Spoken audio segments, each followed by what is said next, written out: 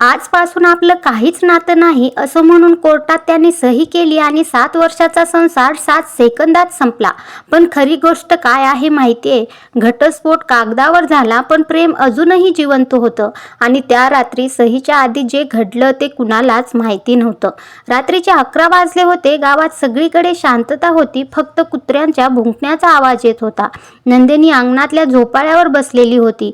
चंद्रप्रकाशात तिचा चेहरा फिकट दिसत होता. घरात आई झोपली होती, पण नंदिनीच्या डोळ्याला झोप नव्हती. उद्या कोर्टात घटस्फोटाची अंतिम सही होणार. 7 वर्षाचा संसार उद्या संपणार होता. ती विचार करत स्वतःशीच पुटपुटली, आपण इतके वाईट होतो का रोहन? पहिल्यांदा रोहन तिला पाहायला आला होता तेव्हा तो साधा शर्ट घालून बसला होता. नंदिनी लाजत चहा घेऊन आली. रोहनने कप घेताना मुद्दाम तिच्या बोटांना हलकं स्पर्श केलं तेव्हा ती थोडी दचकली आणि रोहन हसला. जेव्हा घरच्यांनी दोघांना बोलायला सुरुवात केली तेव्हा तो म्हणाला, मला साधी तुझ्यासारखीच मुलगी हवी होती, जिची मला आयुष्यभर साथ मिळेल. त्या एका वाक्यात तिला तिचं आयुष्य दिसलं होतं. लग्नानंतरचे दिवस सुरुवातीला सगळं स्वप्नासारखं होतं. रोहन कामावरून आला की ती धावत जाऊन दार उघडायची. एवढा उशीर का झाला, तुमची आठवण येत होती म्हणायची. दोघे रात्री छतावर बसून भविष्याची स्वप्न बघायचे. आपलं एक छोटंसं घर असेल, आपली 2 मुलं असतील. पण असे म्हणतात ना, सुख कायम राहत नाही. हळूहळू रोहन शांत व्हायला लागला. त्याचा फोन नेहमी सायलेंट राहू लागला. हसणं कमी झालं. एक दिवस नंदिनीने विचारलं, तुम्ही बदललात का? तेव्हा रोहन चिडून म्हणाला, तुला प्रत्येक गोष्टीत संशय का येतो? तेव्हापासून ती शांत झाली. तिच्या मनात भीती घर करून बसली. एक दिवस घर साफ करताना रोहनचा फोन पडला. स्क्रीनवर नोटिफिकेशन आलं होतं, मला उद्या भेटणार का? नंदिनीच्या डोळ्यासमोर अंधार पसरला. तिचे हात थरथरले. तिने मेसेज उघडला. मुलीचं नाव साक्षी. त्या रात्री तिने थेट विचारलं, ही कोण आहे? रोहन ओरडला, तुला माझ्यावर विश्वास नाही? विश्वास ठेवायला कारण दे. ती जोरात ओरडली. दोघांचं पहिल्यांदाच जोरात भांडण झालं. त्या दिवसापासून दोघांमध्ये शांततेची भिंत उभी राहिली. शहरात चर्चा सुरू झाली. शेजारी कुजबुजायला लागले, रोहन बिघडलाय. तिची आई म्हणाली, मुलीने सहन करावे लागते, पुरुष असेच असतात. पण नंदिनी म्हणाली, आई मला खोटं आयुष्य नको. रोहननेही इगो धरला. एकदाही मागे वळून पाहिलं नाही. हे सगळं आठवून नंदिनी वर्तमानात परत आली. झोपाळ्यावर बसलेली नंदिनी रडत होती. तिच्या डोळ्यासमोर आठवणी फिरत होत्या. उद्या सही झाली की ते कायमचे दूर जाणार. तेवढ्यात तिच्या मोबाईलवर अचानक एक मेसेज आला. अननोन नंबर होता. उद्या सही करू नकोस, मला एकदा नक्की भेट. तिचं हृदय जोरजोरात धडधडायला लागलं.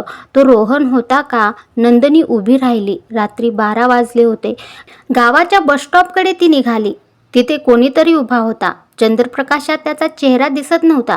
ती जवळ गेली आणि म्हणाली, रोहन तुम्ही इथे? बसस्टॉपवर पिवळट दिव्याखाली तो उभा होता. नंदिनीचं पाऊल थबकलं. रोहन, तो हळूच पुढे आला.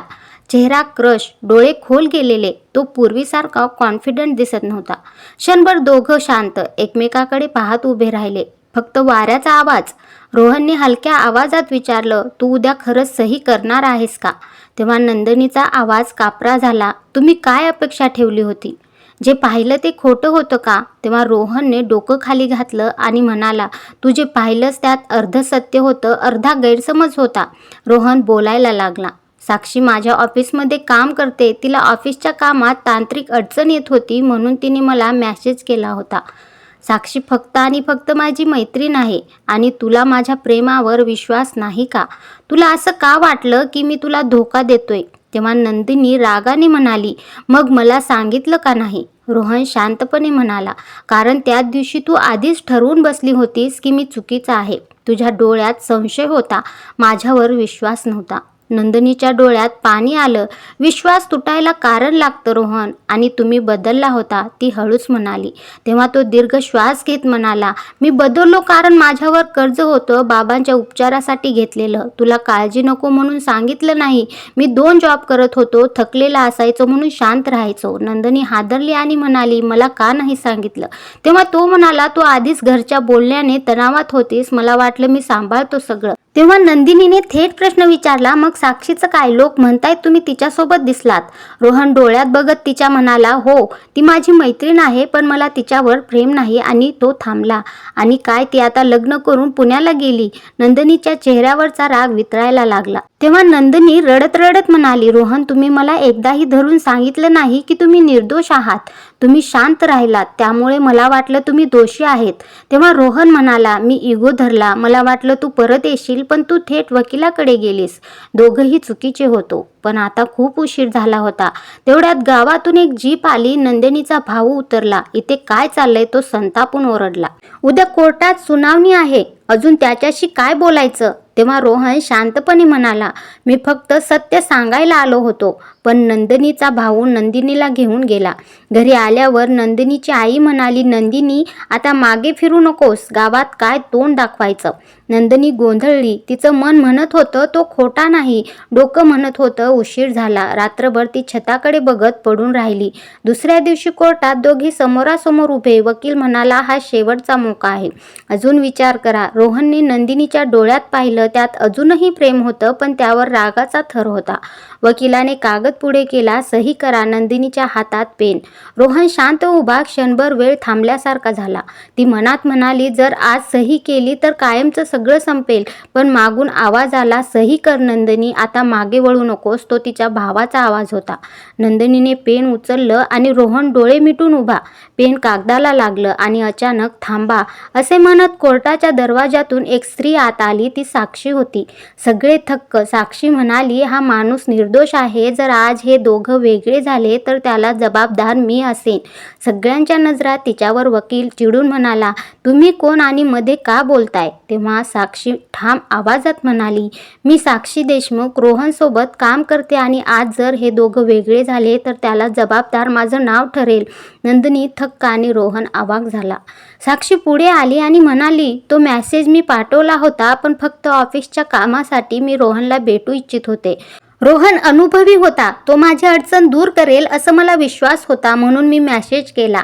नंदिनीच्या हातातून पेन खाली पडलं. कोर्टात कुजबूज सुरू झाली. साक्षी पुढे म्हणाली, रोहनने मला एकदा सांगितलं होतं, माझी बायकोच माझं जग आहे. त्याने कधीही माझ्याकडे चुकीच्या नजरेनं पाहिलं नाही. रोहन डोळ्यात पाणी आणून खाली बघत उभा.